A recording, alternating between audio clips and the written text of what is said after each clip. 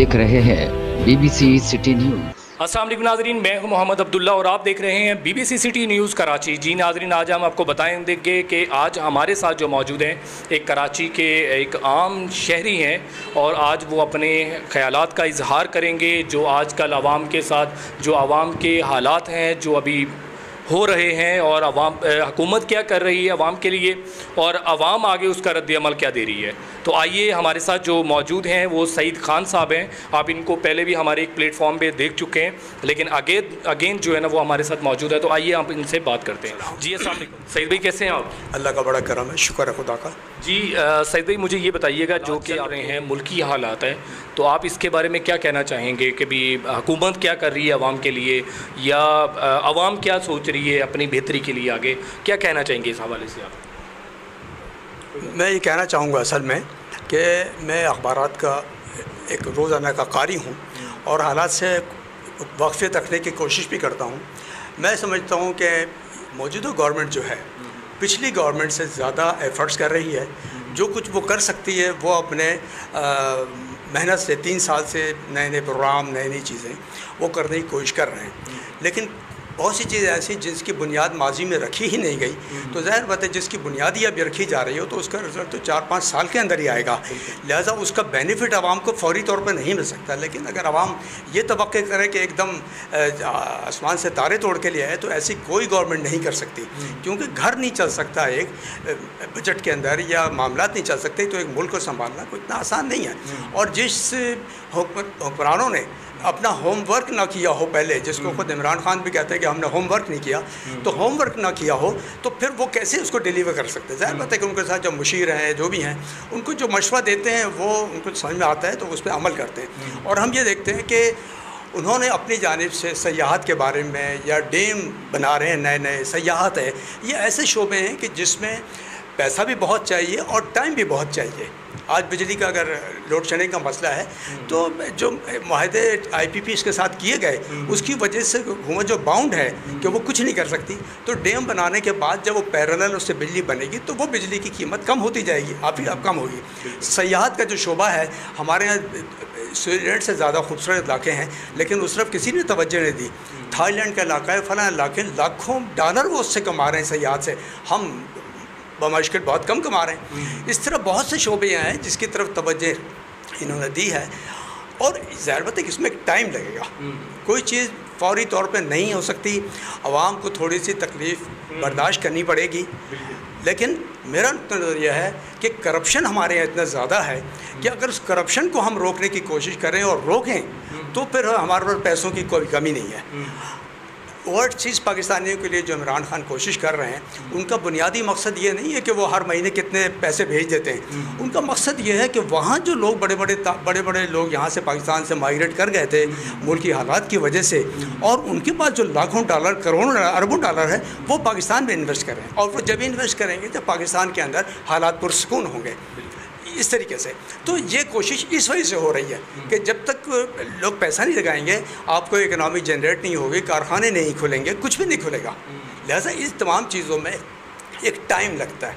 मैं इमरान खान की कुछ सब वो नहीं कर रहा हूँ, लेकिन एक पढ़ा लिखा होने के आदमी नाते मैं इतना शऊर रखता हूँ कि क्या गलत है और क्या सही है, मेरे समझ में क्या सही है और क्या गलत है।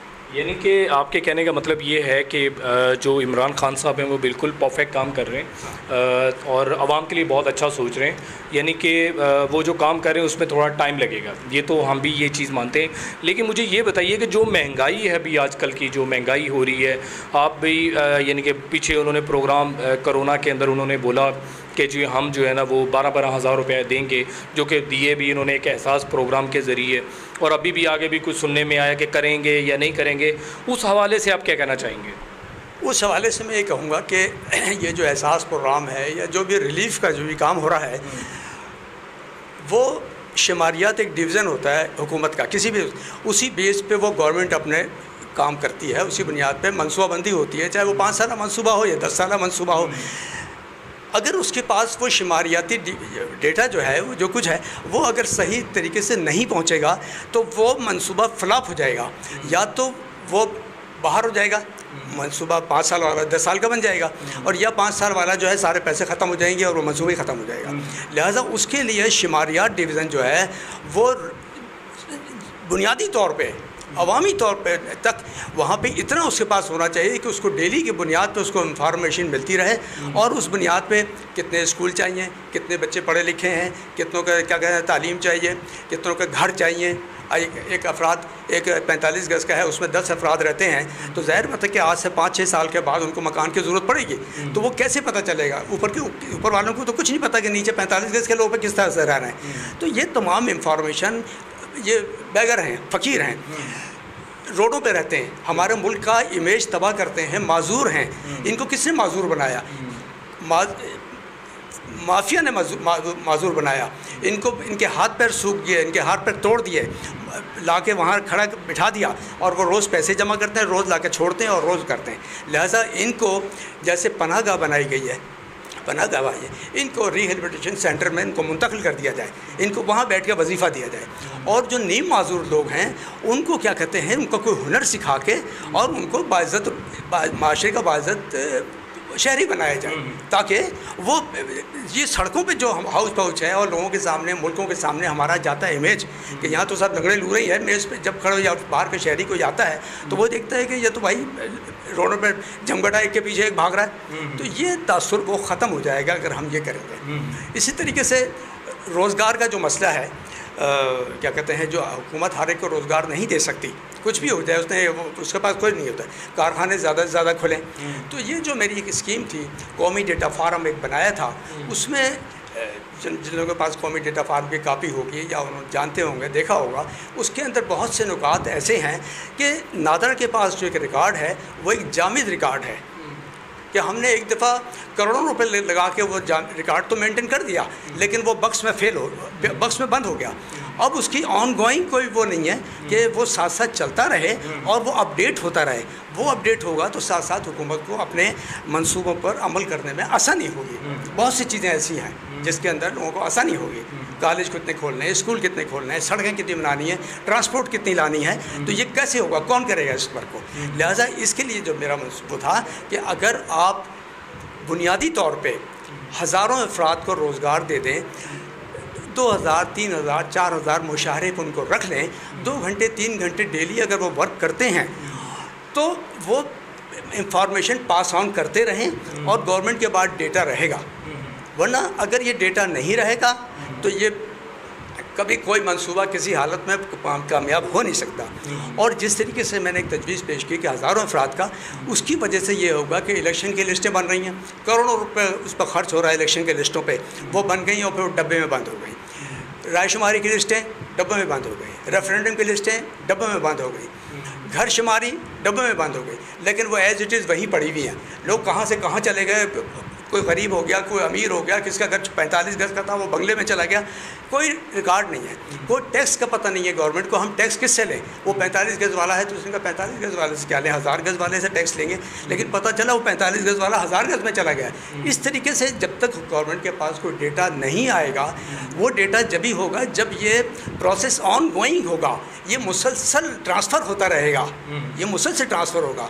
آج میں دیکھتا ہوں، مجھے ایسا بھی معلوم ہے کہ لوگ مر جاتے ہیں اور پینشن لیتے رہتے ہیں لوگ ڈپارٹمنٹ سے۔ ایسے کیس آئے ہیں اخبار کے اندر کہ وہ بیٹے نے سائن کر دیا، اب آپ کی پینشن لے رہے ہیں، جب راز کھلے گا تو کھلے گا۔ لیکن اگر آپ یہ ڈیٹا اس طریقے سے کر لیں تو وہ پینشن والے کا نام کٹ جائے گا اس کے اندر، کیونکہ وہ ڈیٹا روز کی بنیاد پہ کلیکٹ ہو رہا ہے، وہ نام کٹ جائے گا اور وہ آگے ڈپارٹمنٹ نادرا والا بھیج دے گا کہ یہ اس کا نام کاٹ دو، وہ ختم ہو جائے گا۔ اسی طریقے سے ہاسپٹل میں اگر کوئی بچہ پیدا ہو رہا ہے، اس کا نام اگر انٹری ہوتا ہے تو یہ ہوگا کہ ہماری آبادی اتنی ہو گئی ہے۔ یہ ایک میکینزم تیار کرنا پڑے گا جس سے لوگوں کو پھر یہ اچھا گورنمنٹ ریلیف کا اعلان کرتی ہے۔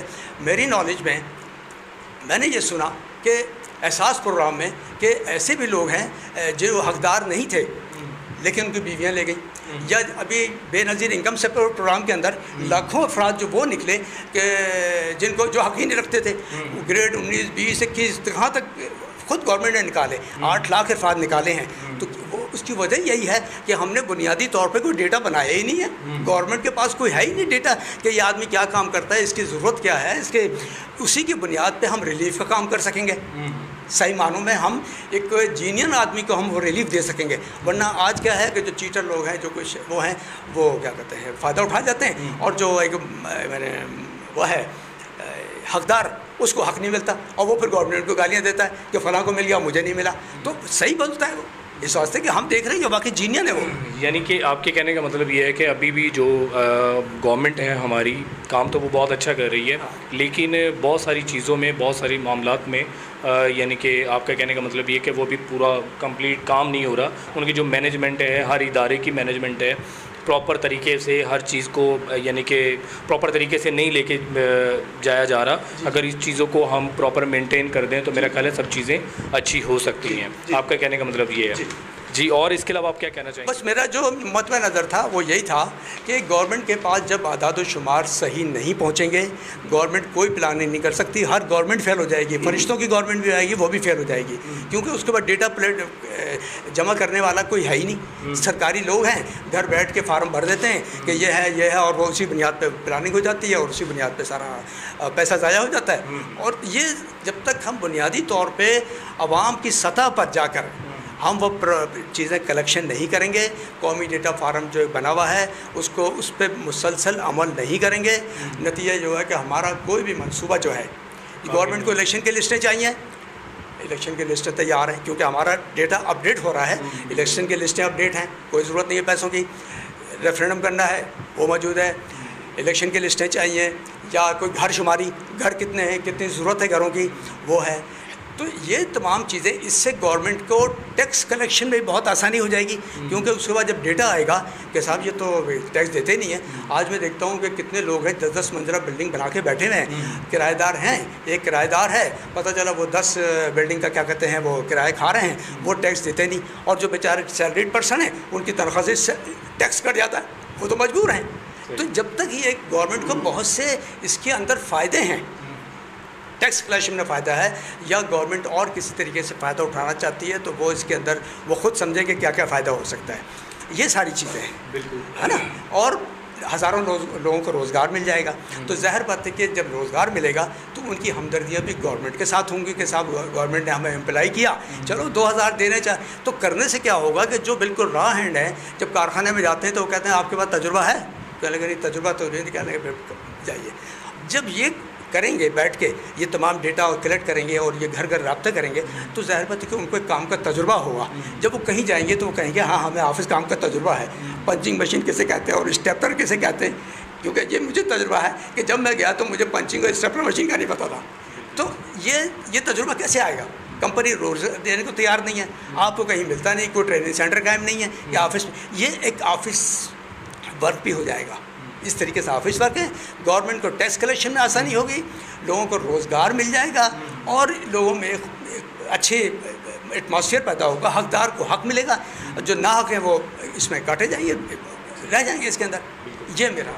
चलें बहुत जी व्यूवर्स, ये थे हमारे साथ सईद अहमद ख़ान साहब, और इन्होंने अपना इज़हार ख़यालात जो है ना वो आप तक पहुँचाया, और कितना सही है, ऐसा होना चाहिए या नहीं होना चाहिए, ये आप हमें हमारे कमेंट्स बॉक्स में जो है ना वो हमें ज़रूर बताइएगा कि इन्होंने कितना सही कहा, कितना गलत कहा, कि भी इदारे को, अपने हर जितने भी इदारे हैं सबको अपना प्रॉपर काम करना चाहिए। जब तक वो अपना प्रॉपर काम नहीं करेंगे तो ये मामलात जो है ना वो ऐसे ही चलते रहेंगे जैसे एज़ इट इज़ अभी चल रहे हैं। तो बहुत शुक्रिया, हमें इजाज़त दीजिए, मज़ीद देखते रहिए BBC सिटी न्यूज़ कराची।